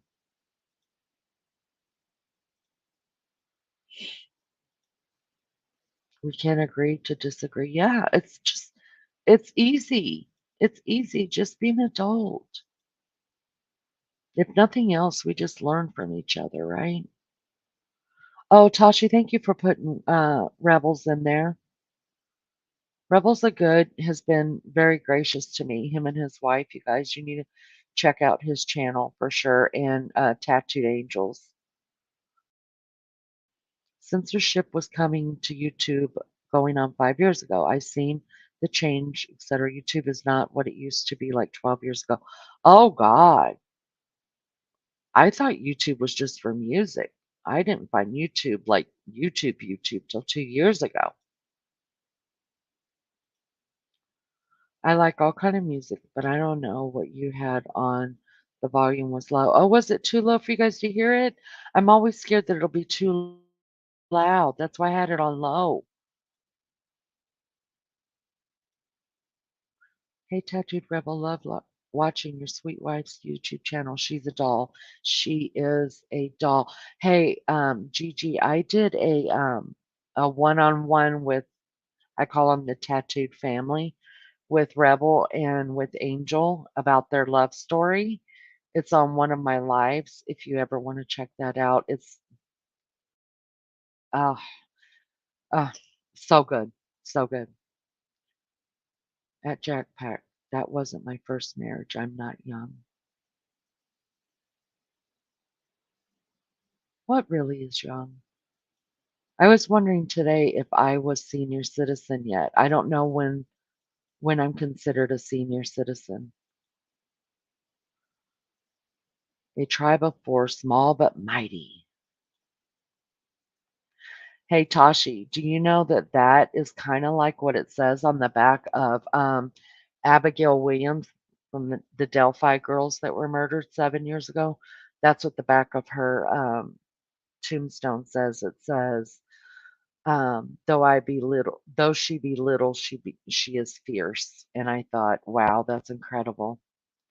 Almost 29 years together for 33. Wow, good on ya. Stickable. I like it. And I love each of them. Oh, that's so sweet. Lena's favorite topic is relationship. It is, but it could be a relationship with yourself. I mean, any kind of relationships. But I like all different types of topics. But I love a good love story. Who doesn't? I'm a girl. You've already interviewed me on Tina's. I know, Rich. You know what it is? I think I'm just nosy. That's probably what it is. Smoke herb, not cigs. Well, I'll let you sit over there and say that, okay? Me and Angel been together 15 years, but married going on 14. Such a beautiful love story. Oh, Amy's in California too. Spent 8 years in California. Carson, California. I am literally allergic to THC, Hope says. They gave it to me in the hospital for nausea. I was actually baptized against my family's wishes. But you were 20 years old. Did I read that right, or was it 20 years ago? So if you were an adult, then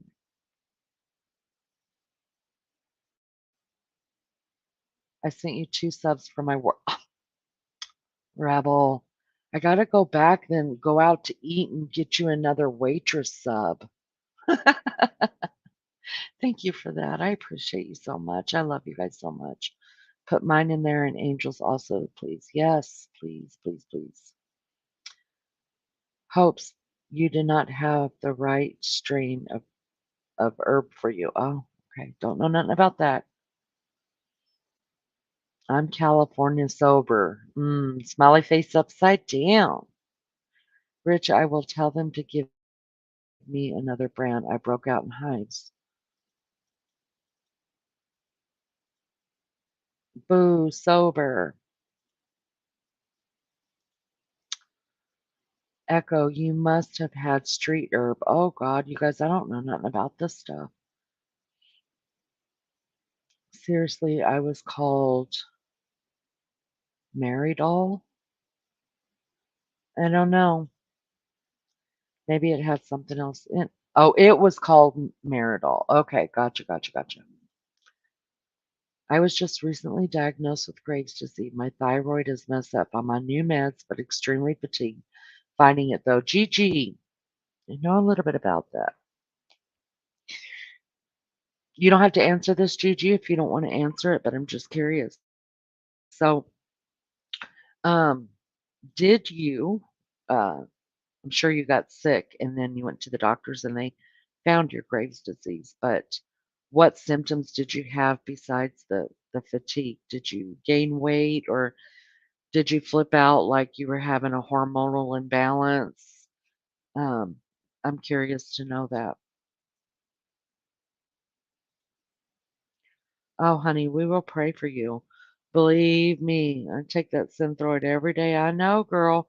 The reason why I asked you that is because it took them 6 months to find out that I was hypothyroid, that I had hypothyroidism.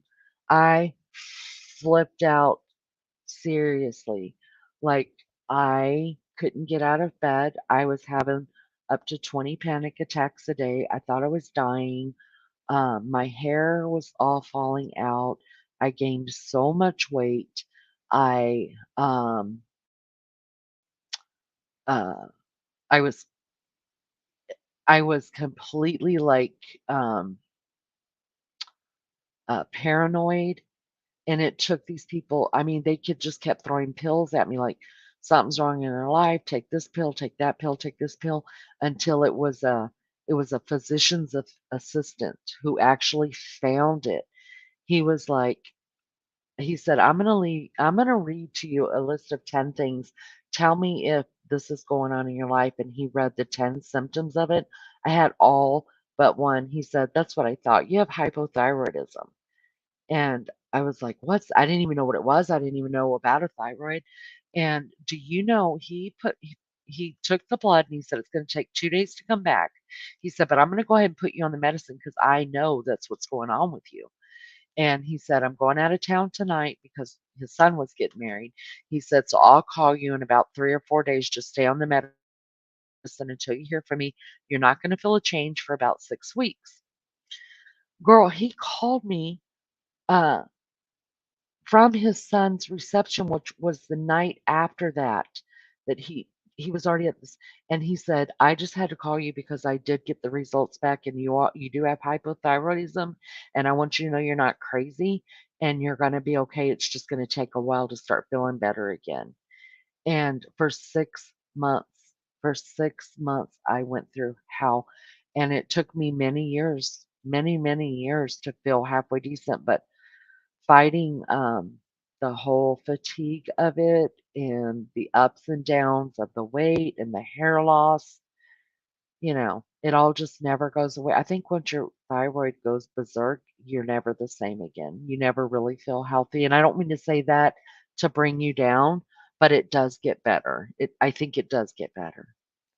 My real life's best friend has Graves. The meds will be adjusted. Yeah, many, many, many times through the years. I'm here, Leanie. Sorry, my little man is sick and not doing well. Joe, it's okay. Gosh, I hope he starts to feel better soon. Thank you for coming. I appreciate that so much, Joe.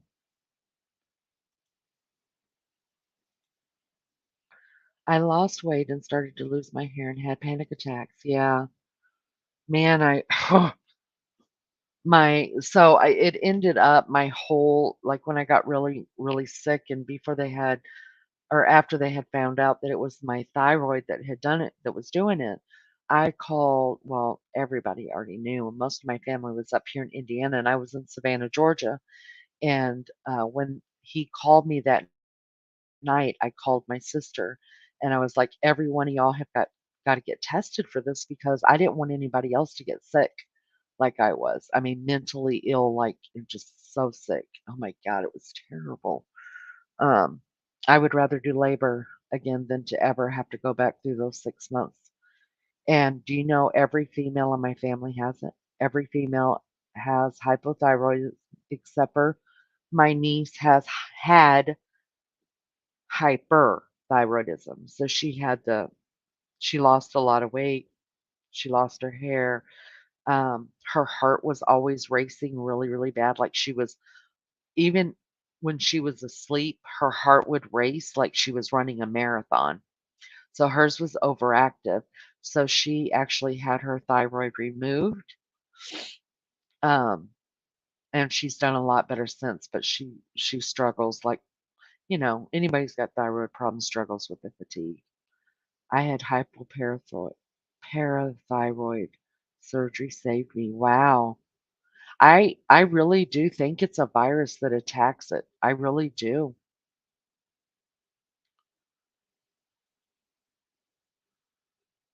Hyperthyroidism. Yeah. Yeah. I always said I wish I had hyper instead of hypo because then I'd be skinny.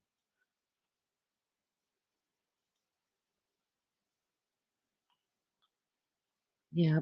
I hope that little one. There's a lot of. Has anybody heard from Maria? Remember last night what happened? Remember she said that her daughter was going to the hospital. Has anyone? There's so many people, you guys, that are sick or that are struggling in their bodies for one reason or another. So many people. Has anybody heard from Maria today? I know Rose was live a couple of times. I hope her daughter's doing okay. Mentally ill is different than catching a bug and being sick. That is correct. You are correct. I go back in 3 months for blood work to check if the meds are working. God bless you, Gigi. I'm so sorry, honey. It's tough. Man, it's so tough. But I promise, I really do promise, it's going to take a minute to get your levels worked out. But once they work out, you're going to start feeling better. And then once you start, there'll be times in your life um, where your thyroid will, either need less medicine or more medicine or may even have the thyroid removed. I don't know. And then you just have to get your medicine adjusted but it'll never get I promise. Once they get enough thyroid into you or out of you or however they do that, once they get that figured out a little bit, you'll never have it this bad again. You know what I'm saying? You'll just feel like crummy and you'll always know like, "Oh god, my thyroid's off again." It's kind of that feeling. And then you go in and sure enough, you're right, and they adjust it, but I promise after they get you kinda worked out this time with enough medicine and you get over this hump, unless you quit taking your medicine altogether, like, it'll never be this bad again, I promise. Joe, I hope your little guy gets to feeling better quickly. Amen to that. Maria is okay. Okay, good. Thank you, Becca. Thank you. I was wondering about her earlier today and her daughter. They have done tests, but I'm still waiting on the results. But she came back home. Oh, okay, so her daughter's back home. Okay. We really have to advocate for our own healthcare these days. Yeah, for sure. Guys, it seems like every time I come on here, I talk more about myself and I have no intentions of talking about myself. But I've got a bad back and it's hereditary what I have. And I've had 2 back surgeries and I need another one on my neck and um, um, have got different things going on like spinal stenosis and arthritis in my spine and uh, degenerative spine disease, degenerative disc disease, bunch of just crap going on, right? So I paid for my own MRIs, you guys. I paid to have my own MRIs done because my insurance, they want you to go do physical therapy, right? Before they'll pay for um, MRIs because they're so expensive. And I did that the first time before my first surgery, and I struggled so bad through that, but I thought that I just had to do it, like it was like set in stone that I had to do it.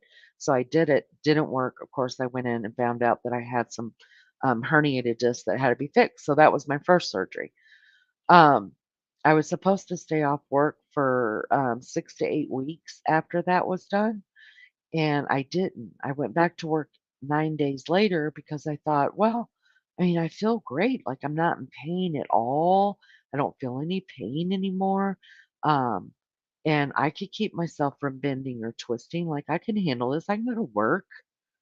I was bored sitting at home, so I went to work. You guys, I ended up in emergency surgery at 9:30 at night. Um, less than 4 months later because I had re-herniated both discs and I couldn't walk, I couldn't sit, I couldn't stand, I couldn't lay down without being in the worst pain I've ever had. Anyways, so I did what I was supposed to that time. Hey, Ryan, good to see you. Thanks for coming and hanging out. So I did everything I was supposed to because I was scared of ever having that pain again, right? I did everything right. I got 5 good years out of that surgery. I think that's a success, to have 5 years when I've got all of these problems with my back. So then I went and I got more, some more MRIs done and stuff, and, uh, they told me to call my doctor about having my neck surgery, and and I realized that they hadn't even MRI'd the center of my back yet. And so I called my surgeon and they were like, well, you're not going to see your surgeon. You're going to see a physician's assistant. And then if the physician assistant deems it necessary for you to have surgeon, then you'll be pushed over. They didn't say pushed over, but then you'll be sent over to your surgeon. And then she'll schedule the surgery. And I was like, wait, what? Like when she had done my surgeries before, there was no such thing as the physician's assistant. She's like, "Well, things have changed and the office has gotten bigger, so she needed someone to help her." And I was like, I don't I don't want to talk to a physician's assistant. I want to talk to the person who's already cut into my back before. And um, now, if I have a cold or even a broke arm, send in a physician's assistant. I don't care. Give me some drugs, put a cast on my arm, let me go home. But as serious as cutting into my spine and you want me to see a physician's assistant, and then she can determine whether I'm hurt or damaged enough to go see my surgeon who's already been inside my back twice? I don't think so. So I went and I paid for another MRI on my middle back because for some reason, nobody wants to just do your whole back at once, right? So you have to go get your lumbar done, your cervical done, your thoracic done, all separate times, unless you want to pay like $1,500 to have it all done at once. And so I went and got it done because now they had all of my back. I have not called that surgeon back, even though I am in the worst pain walking just from here to the freaking end of the road to walk my dogs. And I pay for it for hours later. I haven't called him because I'll be damned. I'm not going to see a physician's assistant. No. So what I'll do is I'll just wait. And the minute I can't walk again completely and I'm in so much pain, then I'll go back in emergency surgery and they'll fix it. You're not going to screw with me. I don't trust the healthcare system. Treat people like cattle sometimes. Yeah, they really, really do, deeds. Just in and out, in and out. Oh, you get a 15-minute. We're going to talk to you for 15 minutes to tell us everything that's going on with you. It's ridiculous. I do not dig it. Becca? You're being summoned, Becca. Alrighty. Am I missing anything here? I've got it all the way down. Did I miss any chat after Becca? You can pick up your own surgeon as long as they take your insurance, research them, and pick one. I know. But at this point, I'm just so over it. I don't want surgery again. And even though I'm in a lot of pain, I just don't want it. It's so annoying, especially since it's degenerative. So it's just going to keep happening. So I want to just wait until I cannot stand it no more, like get to the worst of the worst, and then just go have it done, if that makes sense. But I'm a big procrastinator, you guys. I am. I'm such a big procrastinator. It'll take me days to make an appointment with any. Oh, you don't have to be sorry. I don't blame you. Your back is nothing to mess with. Yes, exactly. They wanted me to go get shots in my spine for the arthritis in my thoracic part. That's the middle part of your back. They wanted me to go start shots in that, and I was like, no, like you can't stick a needle in my back, like no. And half the people I talk to tell me no, they don't work, and then some people say they do work. And then they say that they use like a machine so that they're watching, like a MRI machine where they're watching your spine so that the needle doesn't happen to penetrate something it's not supposed to. But I still don't trust it. I'm still really, really scared of it. So I haven't gone and done the shots either. I just take a lot of aspirin. Well, because I'm addicted to them. That's why. But they really do sometimes help my back. Not much, really. I'm just addicted to them. That's the truth. I had the nerves cauterized on both sides of my neck. I was awake. Oh no, Becca. You are brave. Why did they do it awake? Oh no. That sounds awful.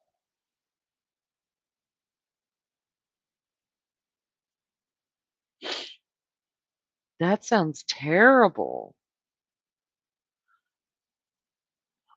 I have 2:30? You guys. Oh my god. Who knew? Thank y'all so much. That means so much to me. Who would get excited over 230 subs? I pray for 8 people. Thank you guys so much. I'm so humbled. Thank you so, so much. I appreciate it. I can't believe that. 230 subscribers. What up? My sister got drunk and stood me up. Mm.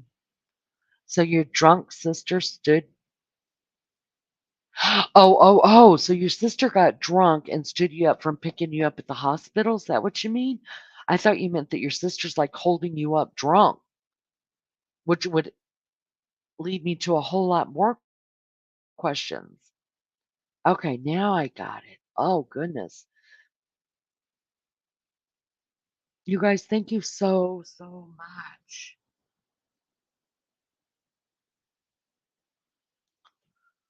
Goodness. All right, I'm going to check something really quick.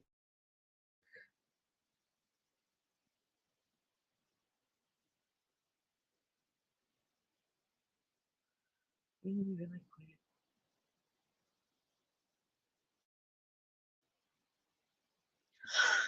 quick. Pardon me, sorry. Okay,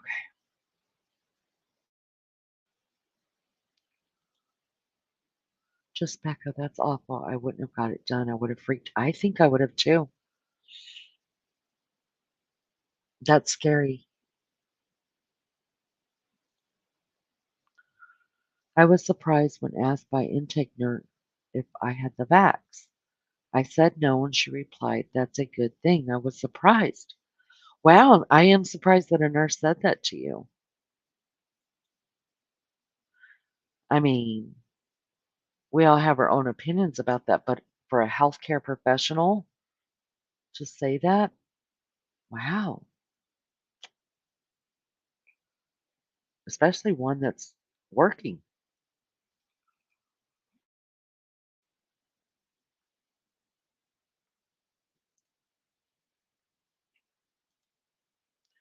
Husband was at work, so I just went. I cried after. It was awful. And I've just had both my breasts removed, full hysterectomy at 41. I joke it's two different color eyes. Medical history. So you have two different colored eyes, really? But let's get back to this. You've had both breasts removed and a full hysterectomy. Damn, girl.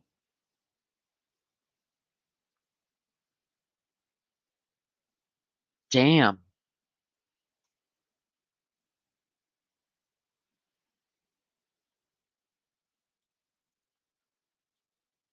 I remember when hospital wouldn't let you walk in the door without it.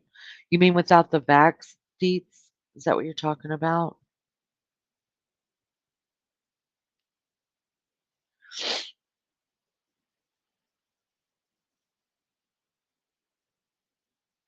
I had a full hysterectomy as well.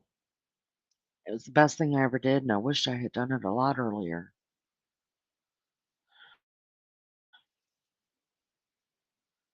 She does have a great attitude. Good Lord. Strong, too.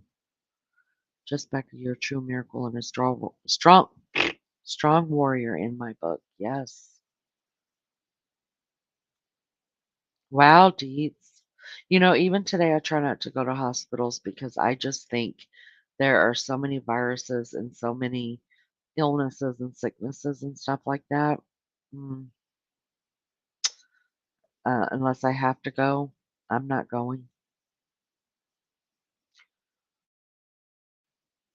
Becca, I think she's just telling the truth, honey. You're strong. For real.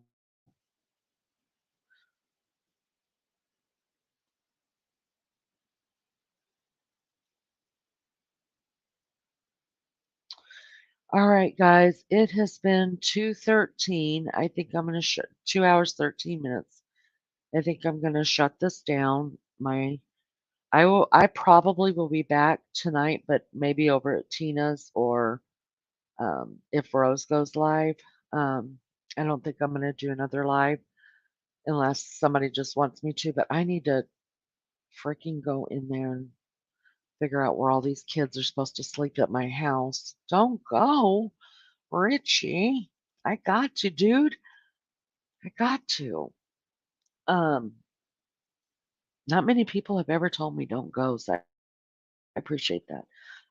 No, I gotta get out these blankets and figure out where everybody's gonna sleep. And while my son's been gone, me and my dogs have been sleeping in his room because as sickening as this sounds, you guys, I have missed him so much. I mean, that's my baby. He's my baby. And I have struggled with him leaving. So me and my dogs will go in there sometimes and I'll sleep in his bed.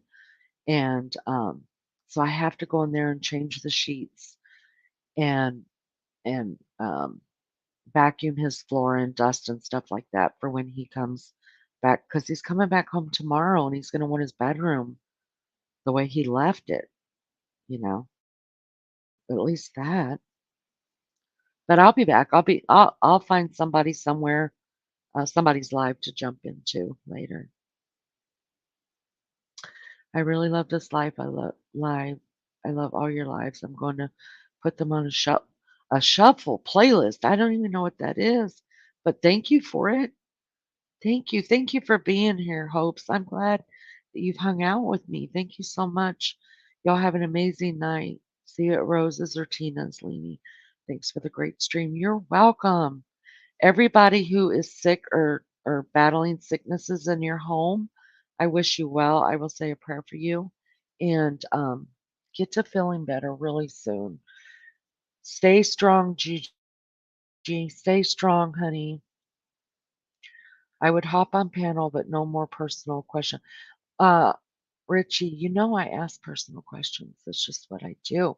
But you never have to answer 'em. You just say, Leanie, I'm not answering that. I feel so blessed I found you. Oh my gosh, that's so nice. Thank you so much. I'm so glad you found us too. Oh, mercy. Bye, Mission. Thanks for hanging out. Appreciate it. All right, guys, I will see you at Rosa's or something like that. Y'all pray that I get some stuff done and that my back cooperates just for a little while in here. All right. Love you guys so much. Thank you for coming. And we'll see you over at Tina's or Rosa's. And if they don't go live, I'll find out and I'll hit the live button again and we'll hang out. Okay. Bye, Melly Joe. Love you guys so much. Good night, guys.